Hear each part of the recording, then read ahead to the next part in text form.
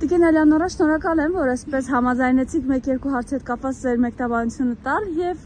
երևի թե անդրադառնանք այս իրողությանը։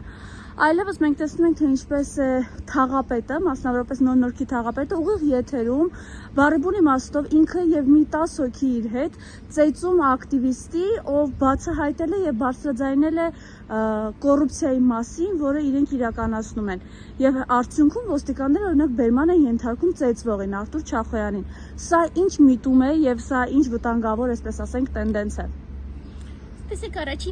առաջինը որ լուրջ խնդիր է, որ մենք բացարձակ ոչ մեկ պաշտպանված չենք։ Այսինքն մենք պաշտպանված չենք ընդհանրապես արտաքին թշնամու առաջ, բայց մենք պաշտպանված չենք նաև ներքին եւ ոչ մի խանգարումներից, ինչու, որովհետեւ երբ որ իշխանության գլխին կանգնած է հանցագործ Դավաճանը, այլևս ամբողջ համակարգը սկսում է տապալվել։ Սա առաջինն է, որ մենք անընդմեջ պիտի հսկենք եւ դրա համար, գիտեք, ես մի մոտեցում եմ վաղուց արդեն որդեգրել, որ պետք է պայքարեմ հիմնարար չարիքի դեմ։ Ես արդեն հասկանում եմ, որ պետք չէ գնալ ու մտածել, թե ինչ մանր բաներ պետք է եւս պայքարել, այլ մեր առաջին խնդիրը պետք է լինի անհապաղ ձերբազատվել հիմնարար չարիքից։ Հիմնարար չարիքը դա ոչ միայն ինքնին Նիկոլն է, ոչ միայն Նիկոլի այդ ամբողջ թիմը իշխանական, այլ այն գաղափարախոսությունը իբր, որ ինքը առաջ է քաշում,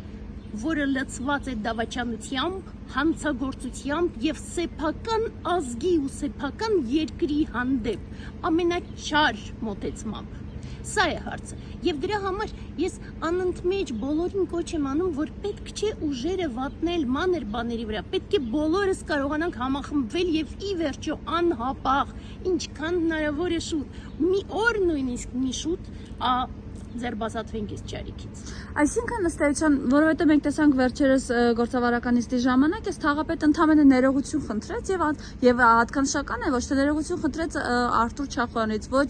հասարակությունից, այլ Ավինյանից էր ինքը ներողություն խնդրում միջադեպի համար։ Այսինքն կծեծեն, ներողություն կխնդրեն, մարդ կմահանա, ներողություն կխնդրեն, հայրենիք կհանձնեն, ներողություն կխնդրեն։ Սա ինչ է։ Հայրենիք հանձնելու համար իրենք ներողություն անգամ չեն խնդրում, մնացած ամեն ինչի համար, տեսեք, իրենք առանձին պետության մեջ դարձրել են իբր թե մի հատ կղզի, որում որ իրենք ազատ են եւ ոչ մի օրենքներով սահմանափակված չեն ընդհանրապես բարոյական որևէ արժեքներով, որովհետեւ իսպար չունեն այդ որևէ բարոյական արժեք եւ ըստ այդմ ցանկացած ձևով իրենք պահելու են իրենց իշխանությունները եւ շարունակելու են ցանկացած գնով դրսեւորել իրենց էությունը, որը ցավոք սրտի հանցագործ Դավաճան էությունը։ Եվ դրա համար ես, գիտեք, անընդմեջ ինչ-որ առանձին դեպքեր ես տեսնում եւ այլն, եւ ես հասկանում եմ, որ հիմա գնալով չարիքը այդպես եթե շարունակվի ավելանալու է, ձնագնդի պես գլորվելու է ու բոլորը արդեն գլորվելու են։ Երբ որ նայում ես, որ փողոցում մարդիկ սովորական մի քիչ փոքր միջադեպի համար սկսում են իրար հայհոյել կամ դանակահարել եւ այլն, հասկանում ես, որ գլխին չարիքը այնքան է սևացել, որ ամբողջ երկրի մթնոլորտի վրա այլևս ազդում է։ Սա շատ ավելի լուրջ հարց է, քան անգամ նման առանձին դեպքերը։ Այսինքն մենք գործ ունենք վտանգավոր նախադեպի հետ, որ բարեբուն իմաստով, ի վերջո, այսպես ասենք,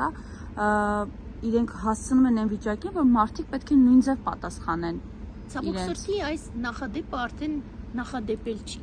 Արդեն ցավոք սրտի մենք 2020 թվականից, իրականում 18 թվականից, պարզապես այդ ժամանակ շատերը կույր էին ու չէին տեսնում ինչ է կատարվում, բայց 2020 թվականից ի վեր մենք ամբողջությամբ դրա մեջ ենք, շատ բաներ վստահ եմ, որ չենք էլ իմանում, այսինքն դուրս չեն գալիս բեմ,